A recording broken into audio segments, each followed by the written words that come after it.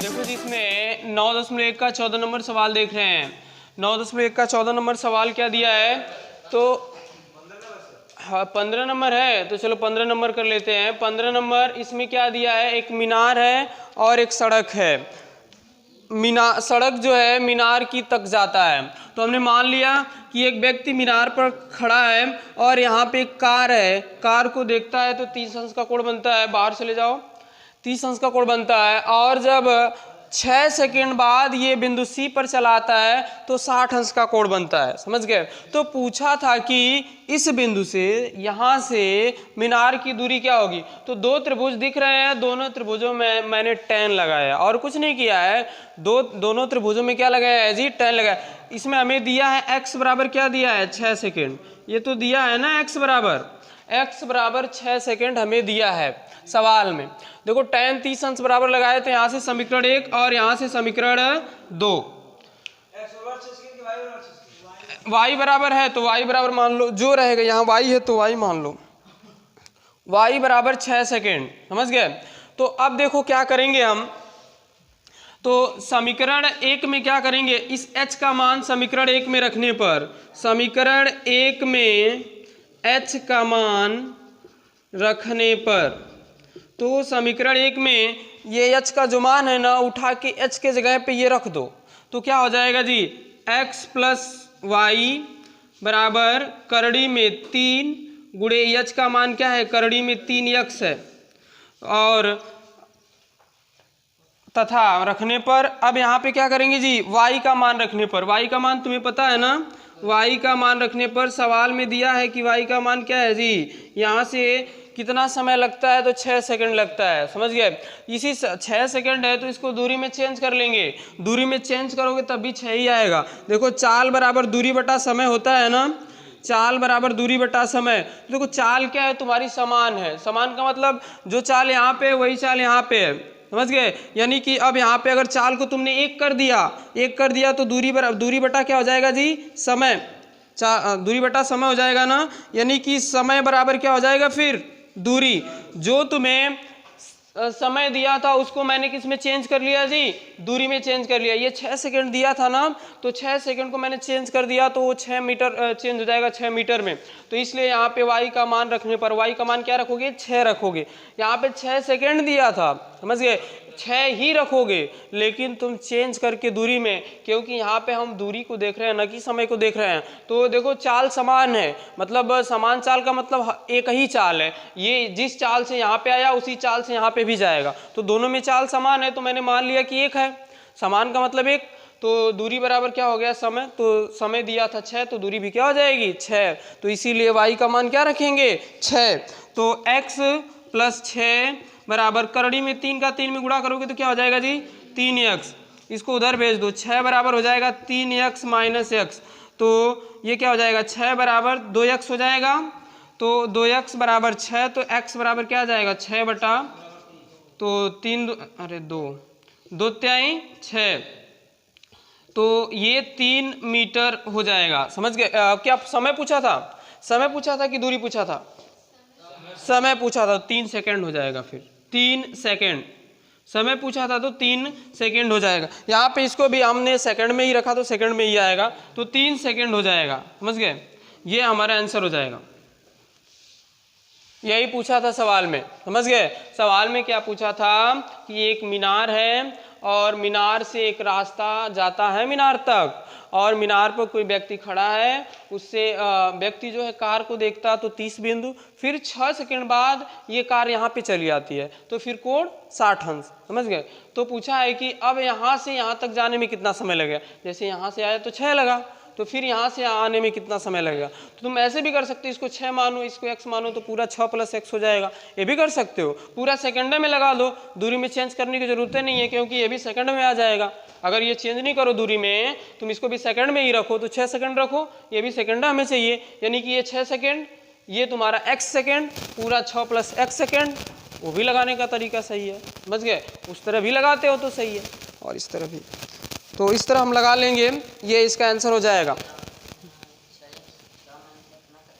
6 minus x. देखो कैसे करोगे, अगर इसका दूसरा हम फिगर बनाएं, यहाँ पे देखो बना दे रहे हैं, यहाँ पे व्यक्ति है, ये 30 वाला बना और फिर ये 60 वाला बना, समझ गए। ये हमें दिया है 6, दिया है 6 ना, इसको हमने माना है एक्स, है एक्स माना, तो पूरा क्या हो जाएगा 6 प्लस एक्स होगा।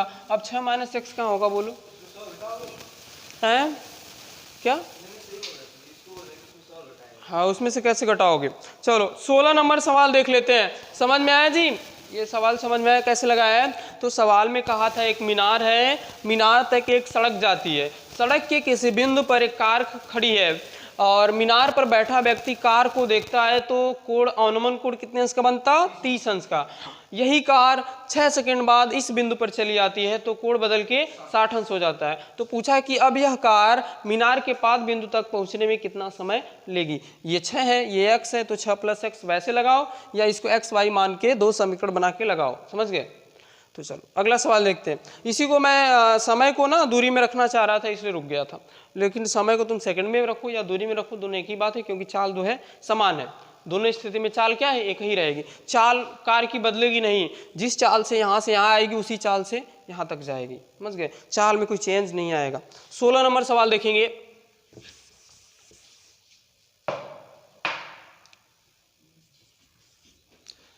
देखो 16 नंबर सवाल क्या दिया है, मीनार के आधार से सरल रेखा में 4 मीटर और 9 मीटर की दूरी पर स्थित दो बिंदुओं से मीनार के शिखर के उन्नयन कोण पूरक कोण है। देखो पूरक कोण किसे कहते हैं, तो जब दो कोणों का योग 90 अंश होता है तो उसे पूरक कोण कहते हैं, समझ गए। पूरक कोण किसे कहा जाता है, जब दो कोणों का योग 90 अंश होगा तो वे एक दूसरे के क्या कहलाएंगे, पूरक कहलाएंगे। तो कह रहा है कि सवाल में मीनार के आधार से और सरल रेखा में 4 मीटर और 9 मीटर की दूरी पर स्थित दो बिंदुओं से मीनार के शिखर का उन्नयन कोण पूरक कोण है। मतलब दो बिंदु पे कोण बन रहा है और दोनों का मान कह दिया पूरक, अर्थात दोनों का योग क्या होगा, 90 होगा। 90 नहीं जी, दोनों का योग 90 होगा। जब दो कोणों का योग 90 अंश होता है तो वे एक दूसरे के पूरक कोण कहलाते हैं। जब दो कोणों का योग 180 अंश होता है तो वे एक दूसरे के समपूरक कोण कहलाते हैं, समझ गए। तो ये सारी चीज तुम्हें ध्यान रखना है। तो देखो कैसे फिगर इसका बनाएंगे। चलो ये लास्ट का सवाल है तो थोड़ा कठिन रहेगा ना, शुरू में आसान सवाल देता है, ये इस प्रश्नावली का लास्ट है। देखो 16 नंबर क्या कह रहा है, तो एक मीनार है, समझ गए। अब मीनार से कह रहा है कि दो बिंदु है, तो हम दो बिंदु ले लेते हैं, एक यहाँ पे और एक यहाँ पे, समझ गए। और नमन उन्नयन कुछ कहा है, हाँ उन्नयन कोण कहा है। उन्नयन कोण का मतलब हो गया कि हम नीचे से ऊपर की तरफ देख रहे हैं, समझ गए। तो कह रहा है कि दोनों क्या है जी, पूरक है। तो एक को अगर तुम थीटा मानोगे ना तो दूसरे को 90 माइनस थीटा मानना पड़ेगा, समझ गए, तभी तो योग 90 होगा, समझ गए। ये नहीं अपने मन से 45 मान लेना, समझ गए, जनरल मानना पड़ता है। ये नहीं कि 45 एक को मान लिया, एक को 45, 60-30 मान सकते हो, लेकिन तुम जनरल मान के लगाओगे। यानी कि 60-30, अब ये कहेगा हम 45 मानेंगे, कोई और आया तो कह देगा 80-20 मानेंगे, तो वो नहीं, जनरल मानो तुम। एक को क्या मानेंगे जी, थीटा, एक को क्या मानेंगे, 90 माइनस थीटा। जब दोनों का योग किया जाएगा तो क्या मिलेगा हमें, जब दोनों को जोड़ा जाएगा तो देखो 90 मिलेगा कि नहीं, दोनों कोटि पूरक है कि नहीं, समझ गए। जब आई करड़ी में 3 का करड़ी में 3 में गुणा करोगे तो क्या आएगा बताओ, 3 आएगा, तो 3 हो गया। और x मान रखे हैं, लिखे नहीं है। समीकरण 1 में यच का मान रखने पर यच के जगह पे यच दिख रहा है ना, यच के जगह पे यच का मान रखे हैं, करड़ी में 3x।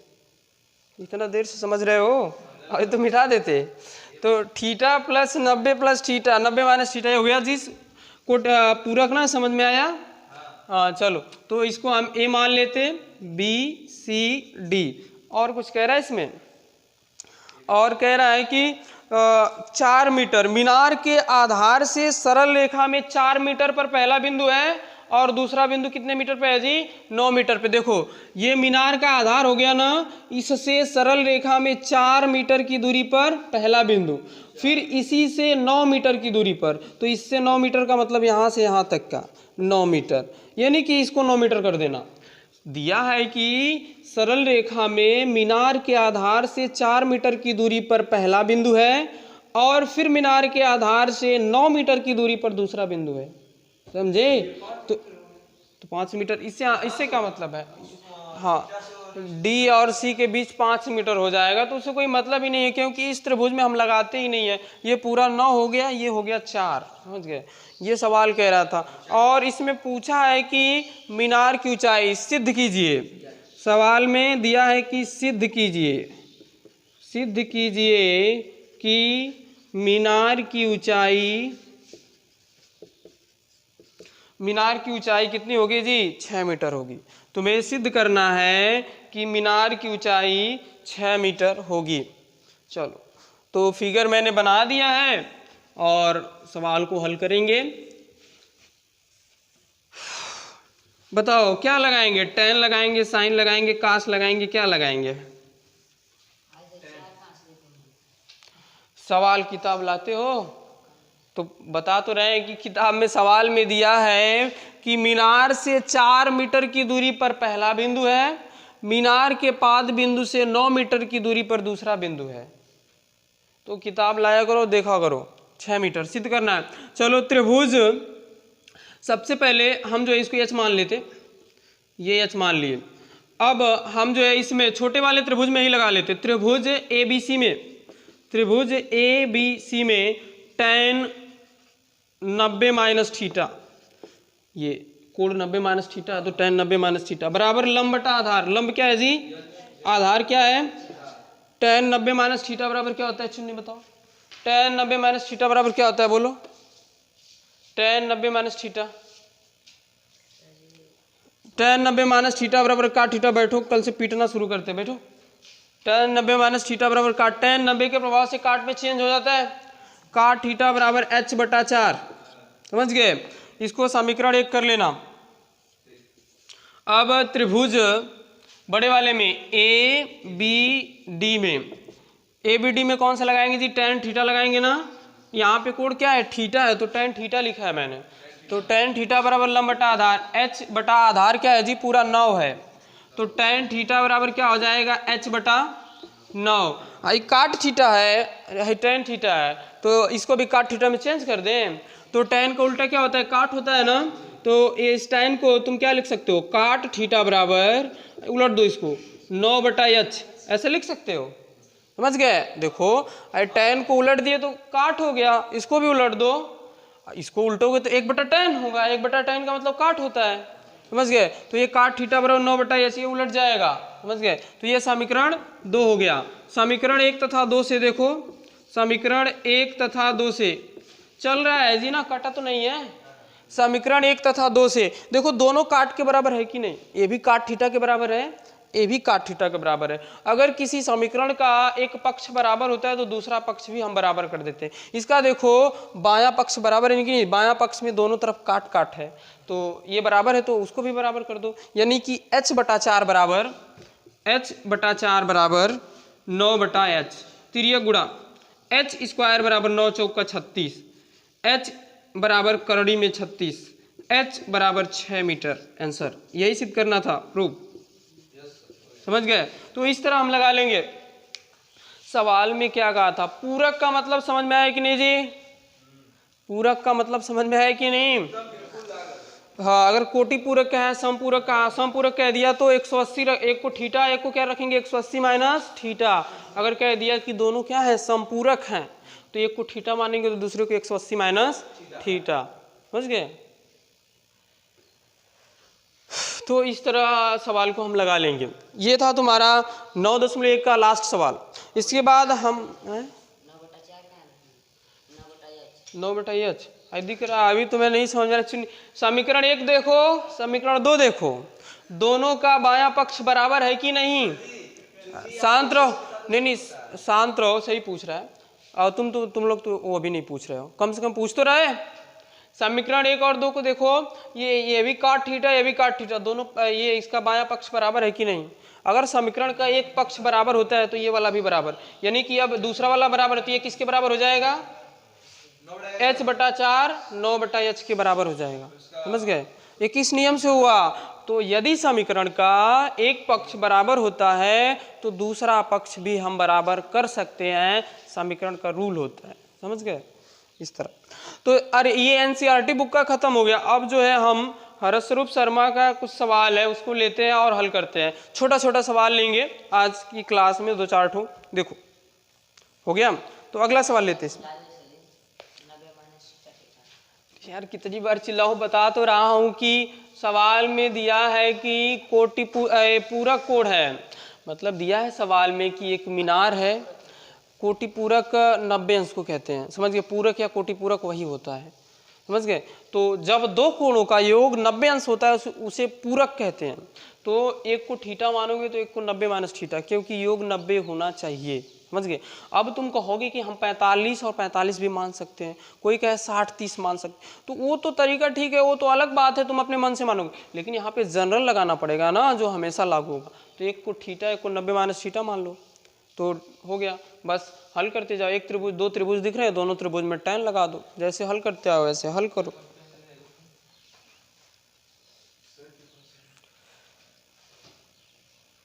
समझे जी?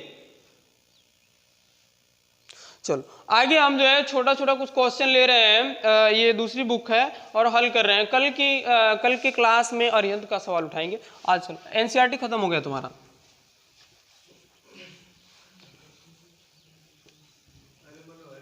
और तुम्हारे एग्जाम में आएगा तो एनसीईआरटी से ही आएगा, नहीं तो पिछले ईयर का पेपर उठा के देखना, एनसीईआरटी का क्वेश्चन रहा होगा। मनोहरे का अब कम देता है, एनसीईआरटी का ज़्यादा देता है क्वेश्चन बोर्ड एग्जाम में, समझ गए। एनसीईआरटी जब से लागू हो गया। अब देखो इसमें एक सवाल है, हाँ बता दिया। चलो, यदि एक मीनार की छाया उसकी लंबाई की करड़ी में 3 गुनी है तो सूर्य का उन्नयन कोण याद कीजिए। सवाल लिख लो, यदि एक मीनार की छाया, यदि एक मीनार की छाया उसकी लंबाई की 3 गुनी है, उसकी लंबाई की करड़ी में 3 गुनी है, तो सूर्य का उन्नयन कोण याद कीजिए। करड़ी में 3 गुनी है तो सूर्य का उन्नयन कोण, छोटा सा सवाल है, देखो कैसे लगेगा।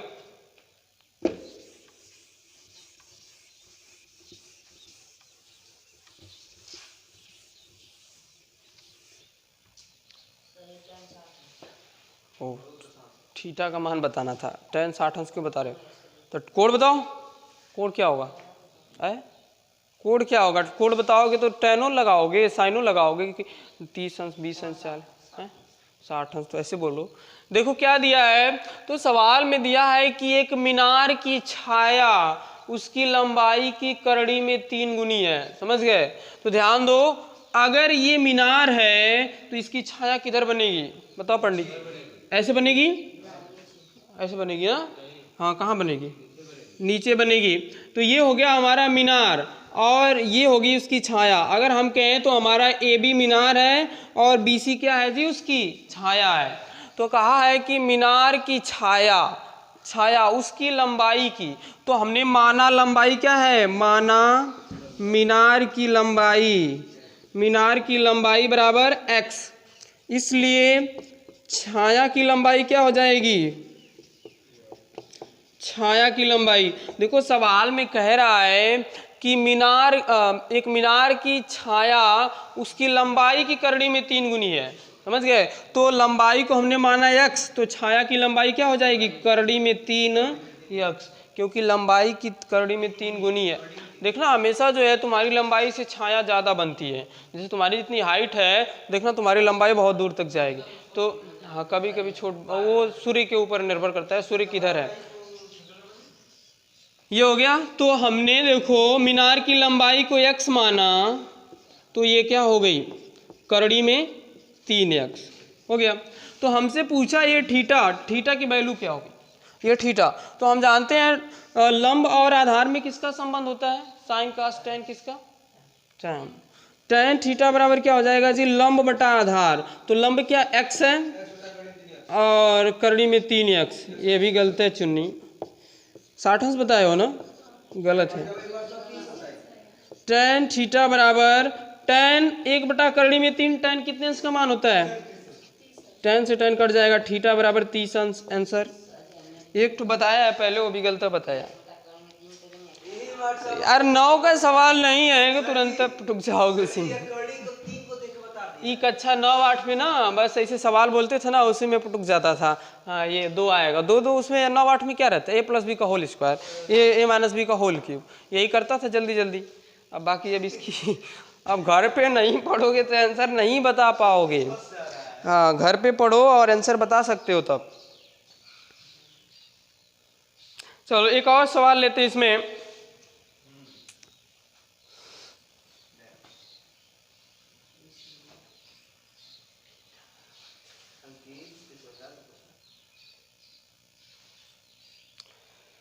अगला इसमें है 20 मीटर ऊंचा ताड़ का पेड़ आदि से, ये सवाल कई बार बोल चुके हैं, एक ठो ऐसा आता है इसलिए बोल रहे हैं। 20 मीटर ऊंचा ताड़ का पेड़ आदि से टूटकर, समझ गए? तो पेड़ की ऊंचाई दे दिया, तो ये हमने माना क्या जी? ए बी, ये हमारा पेड़ है, 20 मीटर ऊंचा पेड़। चलो आगे, 20 मीटर ऊंचा ताड़ का पेड़ आदि से टूटकर झुक गया है। झुका हुआ भाग, क्वेश्चन नोट करना है तो थोड़ा थोड़ा नोट कर लो बस। मतलब पेड़ की ऊंचाई बराबर 20 मीटर, ऐसे पेड़ की ऊंचाई बराबर 20 मीटर दे दिया। झुका हुआ भाग पृथ्वी से 30 अंश का कोण बनाता है। बताओ कि पेड़ की कितनी ऊंचाई है? अरे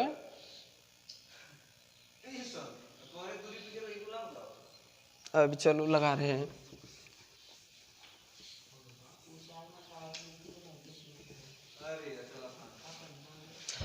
तो देखो 20 मीटर ऊंचा ताड़ का पेड़ आदि से टूटकर झुक गया है, अर्थात ये 20 मीटर है। पहले क्या था, जैसे ये मान लो ये पेड़ है ना, ये पेड़ है, तो इसका जो 20 मीटर वाला भाग है, ये 20 मीटर, ये क्या होता है, यहाँ से टूटता है और टूट के लटक जाता है, ये 20 हो गया, समझ गए? और झुका हुआ भाग 30 अंश का कोण बनाता है। झुका हुआ भाग कितने अंश का कोण बनाता है जी? 30 अंश का। उन्नयन हो, अवनमन होगा का उन्नयन दिया होगा, कुछ नहीं दिया है, छोड़। बताओ कि पेड़ की कितनी ऊंचाई है? ये 20 दिया है, इसको हम क्या मान लेते? पूरा एच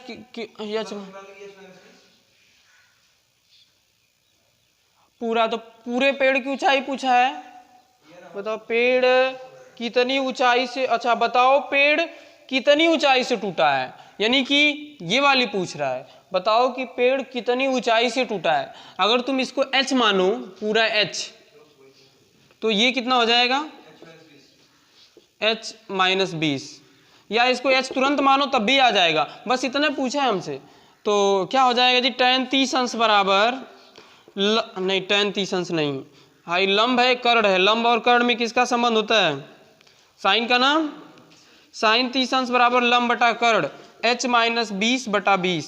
साइन 30 अंश का मान 1/2, h - 20/20, 20 हाई बराबर 2h - 40, 2h बराबर 40 + 20, h बराबर हो जाएगा 60/2, 30। तो h बराबर क्या आ गया? 30 मीटर। तो पूरी पेड़ की ऊंचाई क्या है? पूरी पेड़ की ऊंचाई 30 मीटर आ गई। अब कितनी ऊंचाई से टूटा है? तो पेड़ जिस ऊंचाई से टूटा है बराबर, तो h - 20, h का मान 30 - 20, 10 मीटर की ऊंचाई से टूट गया है, समझ गए? 10 मीटर की ऊंचाई से टूट गया है। पेड़ की पूरी ऊंचाई 30 मीटर थी, 10 मीटर की ऊंचाई से टूट गया, समझ गए? 10 मीटर बचा है, 20 मीटर टूट गया है, समझ में नहीं आया? 30 मीटर पूरा ऊंचाई है, 20 मीटर टूट गया तो 10 मीटर बचा ना, 10 मीटर अभी बचा है। अब चलो आगे जितने सवाल है ना कल करूंगा, ये तुम्हारी पुरानी बुक है, कल हरस स्वरूप शर्मा की नई बुक लाना और प्लस अरिहंत। तीसरा क्या है? एक मीनार के आधार से एक मीनार के शीर्ष का उन्नयन कोण 60 अंश, उस मकान के शीर्ष से उन्नयन कोण 45 अंश है। जो बनाए थे अभी तो ठीक तो बनाए थे, तो आंसर लाना चाहिए था ना। ठीक है, तुम्हारे रब पे हम बता दें। चलो शेष सवाल हम अगली क्लास में करेंगे। अरिहंत की बुक लाना चाहिए, लाए हो ना? अरिहंत की बुक का सवाल कुछ करा देते हैं। वीडियो अच्छा लगे तो दोस्तों में शेयर करें, कमेंट करें। चलो अगली क्लास में हम कल मिलते हैं।